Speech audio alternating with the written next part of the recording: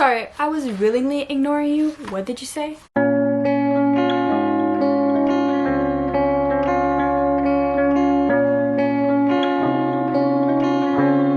Hello guys, welcome back to Sandra's Shelf, where we talk books, productivity, education, health, and wealth. Basically everything lifestyle and everything to make your life easier, from my shelf to your shelf. So today we're going to talk about an important subject, a subject that is very dear and near my heart. I don't know why I'm still wearing my glasses. I can see perfectly fine from close. Today's topic is the 9 best study tips for university students. So I did an undergraduate degree in English and French language and literature, and I also did a master's degree in French and French literature. So I know a thing or two about studying and successful studying and how to get good grades. Not to toot my own horn, because obviously it was not always like this. It was really hard. I had to tweak my schedule, my routine, the tips and tricks that I learned along the way in order to accomplish that. So that's why today I am presenting you this list of the 9 best study tips that I can offer to you. So if you're attending higher education, there is no way around studying. But even more so than studying, you need the time to absorb the material and to be able to study it. Even for people like me who enjoy studying, and no, before you say it's not just a Hermione Granger thing, it's Leviosa, not Leviosa. That was so bad. I'm so sorry. I'm never doing that on this channel ever again. I probably will, but what I was trying to say very terribly is that a lot of people like studying and enjoy studying, but that doesn't mean that they always enjoy studying and that they always like studying. Even for people like me who fairly enjoy studying, researching, and reading, I can feel pretty burned out and I can feel pretty overwhelmed. However, there are tips and tricks to help combat that. So the first studying tip is to read ahead of time. Always read ahead of time. Also, do you like my copy of Montaigne's essays? This is peak French literature, academic. This is all annotated, but anyways, we'll come to that later. As I said, I was a double literature major, so basically I had English and English works and French works. So therefore I had readings, articles, textbooks, books, fiction novels, poetry, etc. for both classes, and that could result anywhere between 30 kind of reading materials, books per semester, plus all the extra supplementary readings that I had to do and research that I had to do. So therefore, it was very crucial that I always read ahead of time and also was on time with all the reading. So the further I fell back on readings, the harder it got to actually concentrate and focus in class, because honestly you just are grasping at straws because you have no idea what the professor is talking about, you have no idea what happened in the article, or you have no idea what happened in the novel, and then you're just in this stage of taking down notes but having no idea what you're listening to. So if you don't see the material early enough or enough times before, say, an exam or an essay, you're gonna struggle much more than if you were already exposed and already reviewing the articles, reading materials, or materials in general. The fundamental basis of university is to be able to manage everything on your own time and responsibly on your own time, because no one is gonna actually check if you did the homework, so if you did the readings or if you understood the readings. So it will show and it will be apparent when you do the work, as in like when you submit essays, you submit little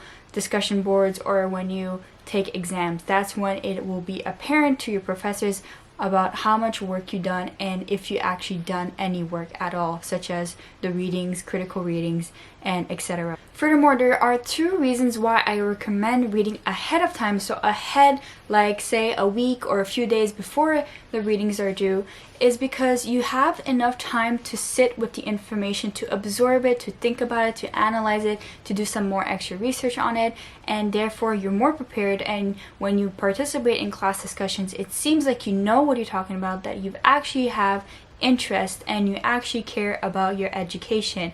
Furthermore, the other reason why I always recommend to have a week ahead of reading is because you never know what will happen. You might have a week of bad mental health or a week of bad health in general, where say you can't attend classes or you can't keep up with your readings, and so at least you have that 1 week buffer where you're already ahead. So now you just have to do the work as it comes, and then you can catch up easily in that sense, or wait until like a reading break to like become ahead again.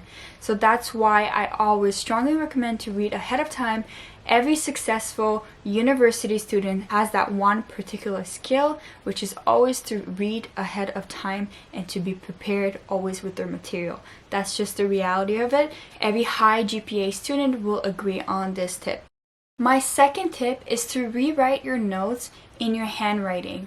Why? It's because when you first encounter the notes in your lectures, you're scrambling to actually take down all the notes. So it doesn't matter if you're initially handwriting the notes or digitally handwriting the notes, such as, using an iPad or a laptop, because you're still gonna be not focus on what you're writing down. You're going to be focused on the lecture and catching everything that you possibly can. However, when you rewrite your notes in your handwriting, you will be able to memorize them better and to understand them better. You're basically taking intentional time to review your notes and actually write them down again. Also, the argument of handwriting is because that you will be able to remember more what you handwrite than what you type. And that's because just the way your brain is wired, and therefore when it comes to an exam, you're mostly handwriting an exam or handwriting like an essay exam rather than typing it out, because that's usually how it functions in university. Sometimes it can be the opposite, but you're more readily able to conjure those information that you handwritten because you remember when you handwrite them. It's basically like your muscle memory kicking back in. So studying tip number 3, which is very important, is to review your notes within 24 hours. The reason why you should do this is because notes that you've taken are still fresh in your mind within the 24 hours, and you might have some blank spaces from the notes that you were taking, and therefore it's easier to go back and fill them in right away. Whereas if you go back to the notes like a week or 2 weeks time, you might forget totally what you were trying to write or trying to write down. So you can, in that way, write down all the blank spots, and you can add to your notes right away because you were there physically and you listened to the lecture. And you could also ask a friend or a colleague that's around you if they caught that sentence that you didn't catch in class. Also, another reason to do this is because the more time you review the material, the easier that it will become, and the more likely it will stick in your head. So now say you write down the lecture notes, then you review them within 24 hours, then you review them within a week, and then you review them one last time or two last time before the exam. You have more chances of remembering all these notes versus someone who's only going to look at these notes 1 or 2 times or 3 times scrambling right before an exam, and they'll be doing that for all of the notes from the class. So like that, you are already retaining some information before you even have to study for them. Another reason to do this is that sometimes you might even come across concept or material that you don't even understand. So it's better to clear it up out of the way now than later, because most material build up on each other, and sometimes lecturers don't review things. They expect you to understand it or to raise questions if you don't. So if not, you might actually miss out on that. So that's another reason why you should review your notes within 24 hours. My fourth tip is to make summaries, and make summaries as you go. Now this is really important, especially if you're in a literature program or honestly any other program, because by the end of it all, you might have like a big list, a big stack of books and readings that you've accomplished, but you've done them like a month or 2 months ago, and you don't remember specific key events, you don't remember exactly some details, etc. So it's always good to have your own summaries. So like that, all you need to do is glance at your summaries here and there, and then everything is still fresh on your mind. Versus, when it comes down to it and you're like a week away from an exam or an essay, you need to go and search online for all kinds of videos and all kinds of articles talking about the novel or the critical essays that you read and you don't even recall any of it. You know, the worst thing is to actually come to the end of the line and be confused with all kinds of character names, plots, plot holes, structures, etc. And then you're just sitting in an exam and you're confusing everything together and you're losing marks just because you didn't write summaries for yourself to be more organized when it came time to exam season. That's why I always recommend to annotate your books and then also make summaries of them so you can remember always and always look back onto your notes and to your summaries, and so you don't foresee any of these problems. My fifth tip might sound weird, but it's actually a very helpful tip. My fifth tip is to take a day off. Honestly, university is so overwhelming. I remember that I had a lot of weeks where I was just super overwhelmed. I didn't think I could make it anymore. I didn't think I can study anymore. I didn't think I can do it. I didn't think I can do things on time, etc. But I realized that I was just super burned out and that I actually needed to take a whole day break. As in a whole day, not to like review anything, read anything for class, and nothing to do with studying or compulsively checking my school emails. I just needed a day to be me, to do stuff that are pertain to my life, because it's really, really easy to literally forget everything else you have going on in your life, because university, although it becomes a major factor in your life and like the first thing on the list, you also, if you're anything like me, you have like side jobs or you have goals to like keep healthy, keep active, to you have personal hobbies that you also want to try to do. That can all fall to the side when you're in university, and having a day to just take care of yourself, take care of your mental, physical and emotional well-being can be really, really helpful. It can really help you refresh and be better the next day. Taking a day off is especially effective when you already establish a good working routine. So that's tip number 6, establish a good routine. Studying is a whole new habit on its own. It actually takes a couple of weeks to get used to the study mindset. And that's why a lot of university students like to continue studying to the summertime so they don't have to like constantly go back into study mode. The reason why I never did summer school is because I, as a person, like to study, like to learn things, so I'm always reading, I'm always writing, and I'm always researching, and that's gonna be me for the rest of my life. And so summer, I like to do those things that are like equivalent to studying and working for my brain, but for myself. So the things that are really interesting and I'm interested in and that I'm not graded for, so it's less of a stress and more of a fun activity for me.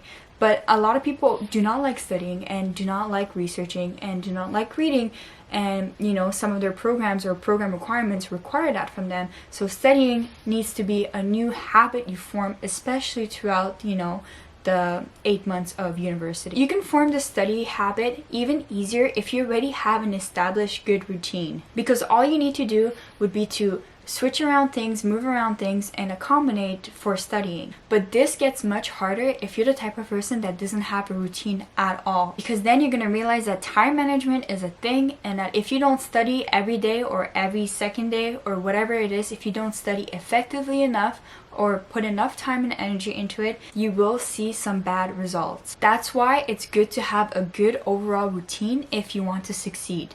And besides good study habits, a good routine will ensure that you have a healthy mind and body while you're in university. A good routine ensures that you have consistent sleep, enough nutrients, so good food, and you also have some activity levels. All of these will actually contribute to your studying and your studying habits, because these good routine habits keep you healthy and lower your stress, and therefore they actually help you to be more effective with your time because you don't have as much stress, you're organized, and you're ready to go every single day. To help you manage a good routine, I highly recommend you using an agenda or a planner. I'll link my favorite down below so you can browse at them and maybe get one for the new student year.